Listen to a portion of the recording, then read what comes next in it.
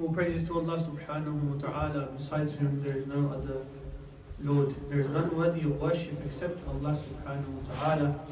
And Sayyidina Muhammad sallallahu alayhi wa alihi wa sallam is his final messenger. May thousands and thousands of peace and blessings be upon our master Sayyidina Rasulullah sallallahu alayhi wa alihi wa sallam. The ayah that I have just recited from the Quran, it is in Surah Isra, the chapter number 17.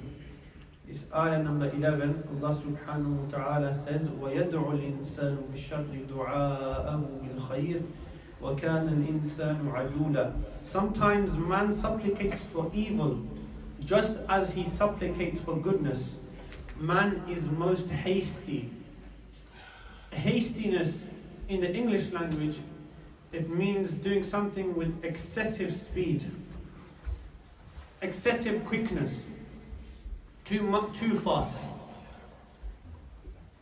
In the Arabic language, ajul, it means that you do something without contemplating, without thinking about it. Just do it very quickly. The reason for choosing this topic is due to a recent event which happened in Walthamstow.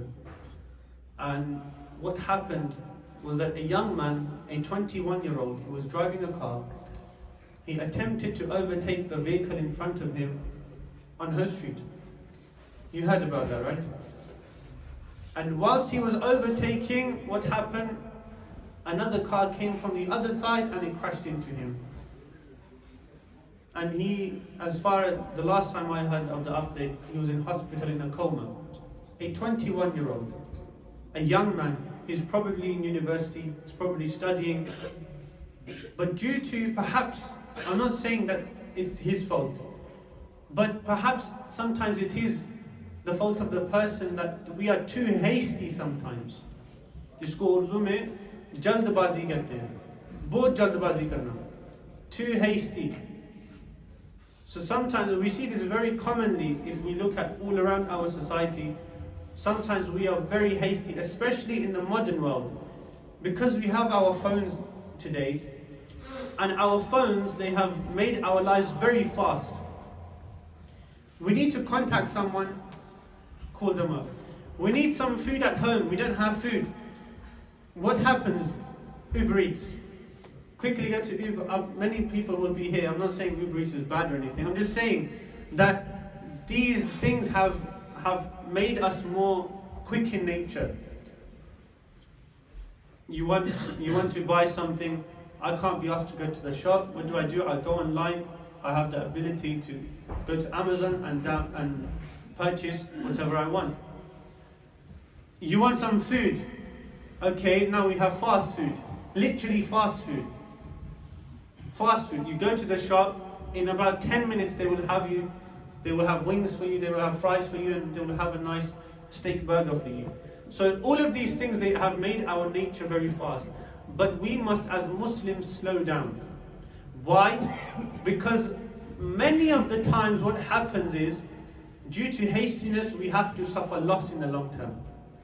Like this young man, perhaps, I'm not saying again that it was his fault, but just for one overtake, a small overtake, how much time was he saving? Perhaps 10 seconds. But due to that, he is in hospital now. Of course, now someone may say, our taqdeer is already written. We are destined. You know, whatever is going to happen to us is going to happen to us. But remember, this is the world of asbab. This is the world of means. It is not that, we will sit down and without working, without doing anything, we will have food right in front of us. Of course, there are karamat of the awliya of Allah, where they have received that, but generally this is not the case. Generally, you have to work to get something. Even me coming here, I had to carry this tablet all the way here. Why? So that I can deliver from it. You had to come here, perhaps in your car, perhaps you walked, yes? And you had to wear your shoes, isn't it? It is not that the shoes just came flying onto your feet and automatically you were landed in the masjid. So there's a process for everything. We have to work for everything. So when we are hasty, when we are, जब हम जल्दबाजी करते हैं तो हमें नुकसानात उठाने पड़ते हैं, most of the time. And this is the topic of today for that reason. May Allah subhanahu wa ta'ala enable us to become calm and settled and contemplative, inshallah. Sayyidina Abdullah bin Umar radiallahu anhuma, he narrates that once we were with the Prophet sallallahu alayhi wa alihi wa sallam, and we stopped at a village. When we stopped at the village, some of the Muslims, they had already gotten there before us, and they had performed wudu. And when they had performed wudu, what happened? Their ankles were dried. Because of the sun at that time, it was shining. So the Prophet of Allah sallallahu alayhi wa alihi wasallam, he reprimanded them for this.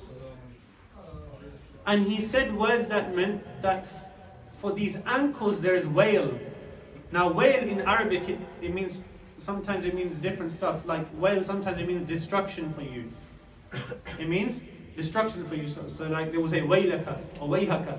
But in this case it means, Mufti Ahmad Al-Khani, when he mentions that wail is a section in the hellfire. Is a section in the hellfire. And when we leave our ankles dry whilst performing wudu, our wudu is not done. Our wudu is not done. So if someone, he goes and he prays, he goes to do wudu, he comes to the masjid. He comes to the masjid, he performs wudu, he does everything, but he leaves just one part of his foot, one part of his ankle is dry. He prays salah. Even if he prays perfectly, his salah won't be valid. It won't be valid. Why? Because one of the shurut, one of the shara'id, one of the conditions of salah is tahara, is purity. And when purity isn't there, then how can salah happen? So his salah will not be valid. So sometimes what do we do when we perform wudu? I've seen many children do this. Of course, children, they should be taught by adults that look, you must properly wash this. And of course the child, he's going to leave it once, twice, but if we keep reminding him, he will remember. If you don't remind, then what happens? These habits, they carry on until adulthood. Imam Ahmad Rida Khan rahimahullah ta'ala, he went to a village once. He was with someone, he went to a village once, and this person, he did wudu and he washed his face from his eyebrows. He washed his face from his eyebrows, meaning he left the top of his forehead dry. And Imam Ahmad Rida Khan, he said, what have you done? The Imam of Ahlul Sunnah, he said, what have you done? He said, because I fear that my salah time will go, so I washed it from here. And then what happens? Imam Ahmad Rida Khan, he says, you might as well have not done wudu at all then, because your wudu isn't done. And at the third time, what happens? He does wudu again and he washes from his eyebrows. And Imam Ahmad, he says, what have you done? For dhuhr you had more time now. But due to the habits, because he has a habit of washing his face from his eyebrows, and he doesn't have a habit of washing his entire face, his wudu isn't done. And so even if he has time or he doesn't have time, he's always going to wash it from his eyebrows. Also remember this, that for the face, washing the face, from this part of the head where the hair starts growing to the bottom of the chin, and from one earlobe to the other earlobe, this, all of it is the face. When we splash water on our face, it's not going to flow on this part. Do you understand? It's not going to flow from this part. So when we take water, we place it at the top of our head. Why? Because of gravity, it's going to flow down. It's not going to go back up. It's going to flow down. Every child knows this. And when you put it up here, then you make sure that it goes onto your entire face. And it's not just your eyebrows or your cheeks, just tap it on your cheeks. No, it's the entire face. So my brothers, we need to take care of this. Why? Because imagine you are praying 5 times a day. You are praying 5 times a day, but your wudu isn't being done. So how will the salah be valid? All of this mushaqqa, all of this hardship for what? For your salah not being accepted? It's not being valid in the first place. It's not even starting. So we must take a lot of care for this, inshallah. Likewise, what do we tend to do when we come for salah? it is said that the worst thief is the thief of salah. The Sahaba alayhim ridwan, they inquired the Prophet sallallahu alaihi wasallam, who is the thief of salah? And he was explained to them that the thief of salah is the one who does not perform his ruku' and his sujood properly. And this is so common, my brothers. People, they are performing ruku' and sujood and it's not being done properly. Their feet are up in the air. We don't know because we don't have ilm, we don't have knowledge. When we have knowledge, then all of this stuff, inshallah, we'll implement it. But whatever you're learning today, inshallah, try to implement it. Start implementing it from today, inshallah. When you do ruku', you stay in the ruku' to such an extent that your body is calm, it's collected. When people, Allah, let me just demonstrate this to you so that we understand. For example, someone is doing ruku', he goes back up from ruku', he goes like that, and he goes back down. He has no back problem, he has no back issue, but what does he do? He goes into ruku', and he goes back up, and he doesn't even go fully stands up, and he goes straight into sajda. Now when he's in sajda, after he is in sajda, he gets back up from sajda, he goes like that, and he goes back into sajda. The qawma, what is the qawma? The qawma is the standing between the ruku' and the sujood. It is what? The standing between the ruku' and the sujood. So when you stand up straight, when the imam, for example, he says Sami Allahu liman hamida, and you stand up straight, you say Allahumma rabbana wa lakal hamd. That situation, that is called a qawma. When you stand in qawma, it is wajib to stand to such a length of time that one can say subhanallah once at least. This is wajib. And then in the jalsa, what is the jalsa now? It is the sitting between the two sajdas. So you Subhana Rabbiyal A'la, Subhana Rabbiyal A'la, Subhana Rabbiyal A'la, Allahu Akbar. And now when you sit up straight, that is called the jalsa. It is wajib. Wajib, what does wajib mean? Wajib means it is necessary. So you must do this. When you sit in the jalsa, you must sit in that position at least the amount of time to say Subhanallah once. And then you go into sajda again for the second one. But because we are so hasty, because I'm bored jaldbaz and we are so hasty, we leave that, and what happens? Our salah, there is a naqs in our salah, there is deficiency in our salah. If someone has prayed like this, he must offer his salah again. It is wajibul iyada, he must offer it again. Likewise, if someone's feet are in the air in sajda, he must perform the salah again. Do you see how sensitive the matter is? Why? Because just for one or two few seconds more, we do this very quickly, and what happens? Our salah either becomes invalid or we have to repeat our salah. May Allah subhanahu wa ta'ala protect us.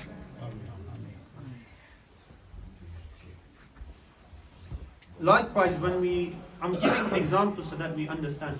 It's like saying, for example, who's had oatmeals before? Who's had oats before? Anyone? Dalia khaya kabhi dalia? Yeah.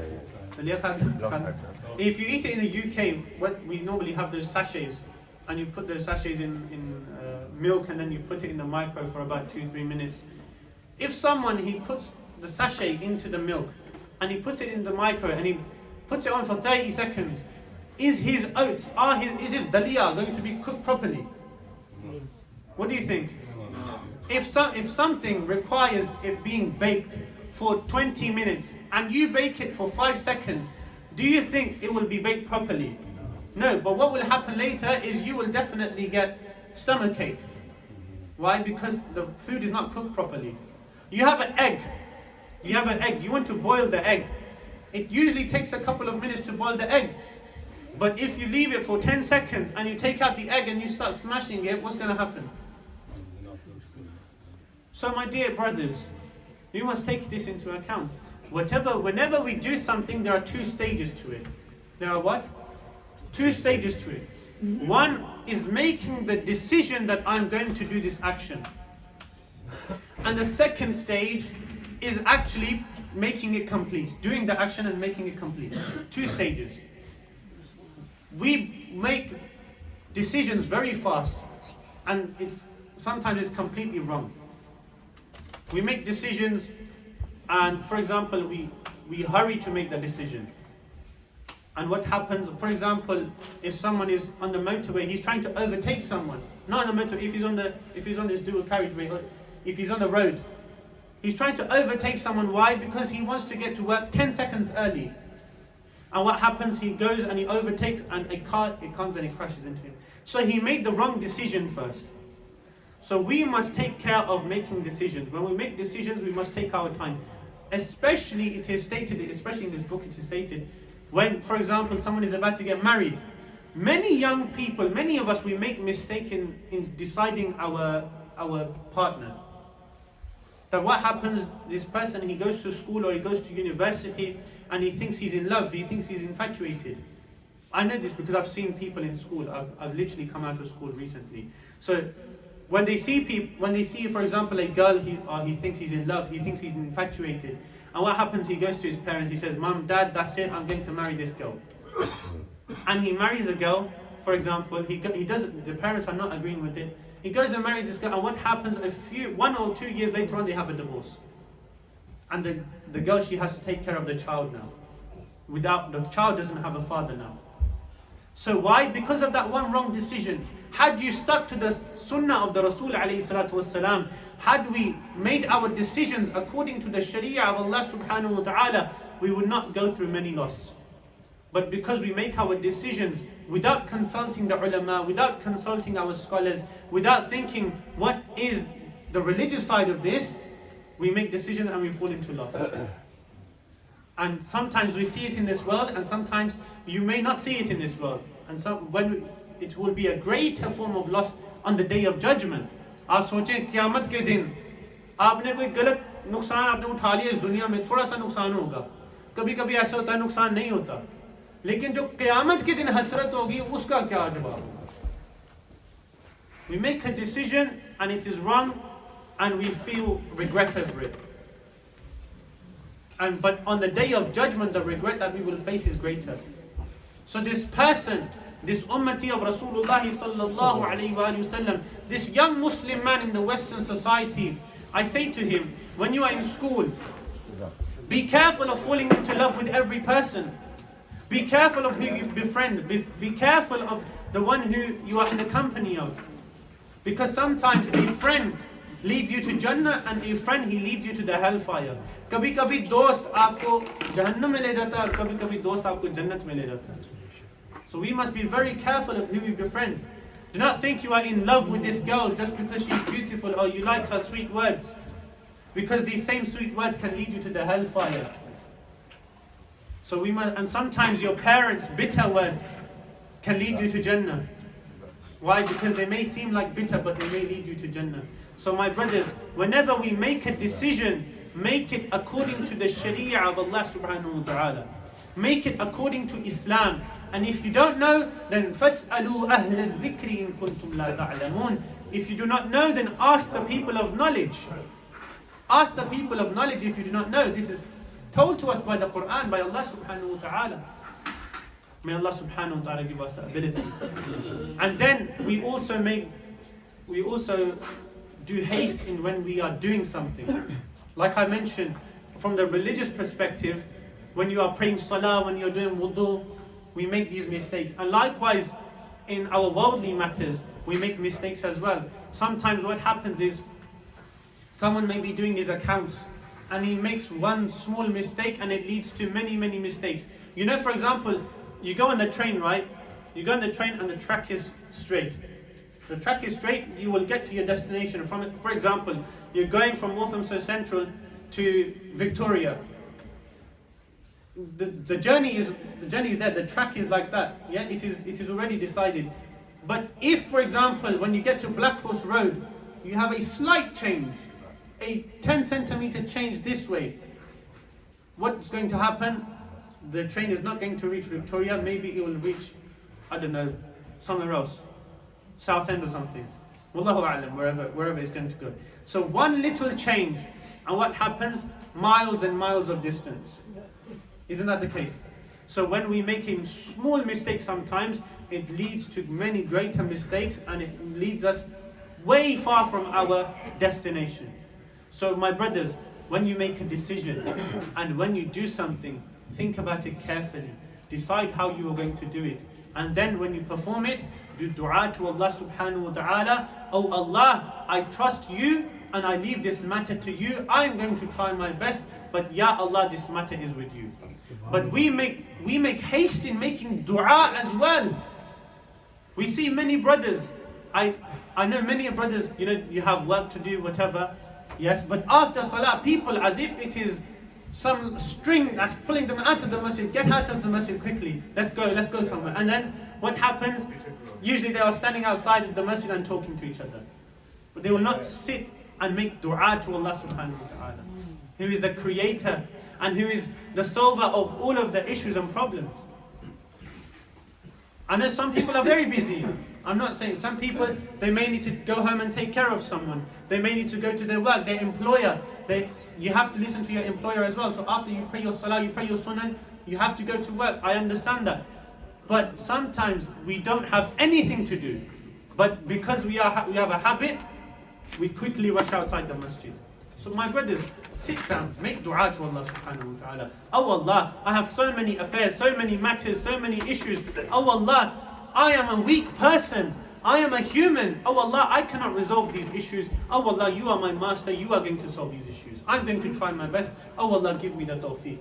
But when did we last talk to Allah subhanahu wa ta'ala like this?